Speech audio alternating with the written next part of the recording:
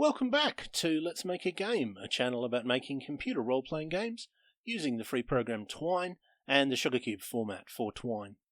In this video, I would like to continue talking about my current project of trying to code a complete game in 30 days. This is day 13 of the 30-day challenge.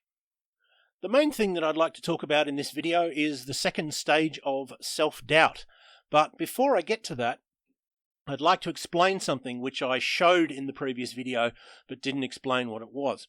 I showed this list of attributes and they have these different numbers of asterisks against them, and I didn't explain what the asterisks were. There is a little explanation up here, but it would have been easy to miss.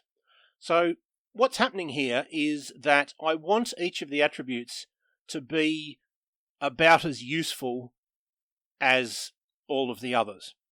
And what I'm doing is every time I refer to a particular attribute, so every time I save against agility, every time I save against luck, I put an asterisk there.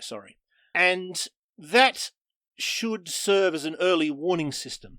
So imagine, for example, that it looked like this. Imagine I had, let's say, that many references to luck, and then I had no references to charisma. Well, that should sort of alert me that maybe luck was a bit too valuable in the game and charisma not valuable enough. And so that might make me think, okay, well, I might look at some of these luck saves and see if I can change them to something else or change the story slightly so there's no save, try and make luck a bit less useful.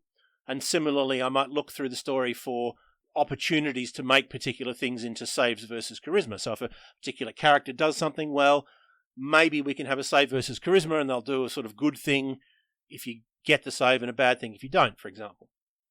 Of course, having the same number or roughly the same number of asterisks against each one doesn't guarantee that the game is balanced in terms of the different attributes, but a real lack of balance is an early warning sign. There are more precise tools for balancing the game. They're not something that we'll look at during the 30-day challenge, but afterwards, when I'm sort of fine-tuning the game, we certainly will look into that in more detail. Anyway, the main thing I wanted to talk about. In the last video, I talked about my fears that I wasn't going to get the thing finished. I don't really have those fears now. I think I said in the last video that I'm hoping that the other sections will be less long than the apes section, and it seems like that is going to be the case. So I'm not worried about not getting the thing finished, but something has happened which for me is quite usual whenever I'm doing a creative project, which is immediately after I stop worrying that I'm not going to get it finished, I start worrying that it's no good. I start worrying that it's not worth doing. And this isn't particular to writing or to writing computer programs or to game books. I've had exactly the same feelings when it comes to music. And I also don't think that it's something that you ever get over. I hear about other people having the same feelings, and some of them are quite famous.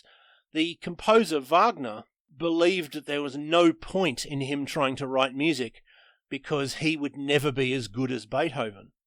And he felt like he had to write operas because if he tried to write pure music, it would just be Beethoven but less good, and what's the point of that?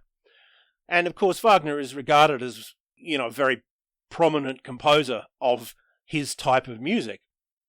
And yet he still had this feeling of, well, this thing I do is no good. So I don't think that it's something you ever get over by having a certain level of skill. I think that you just have to plow through it. I think you just have to recognize that you're having this feeling and you have to go, well, that doesn't make my work no good.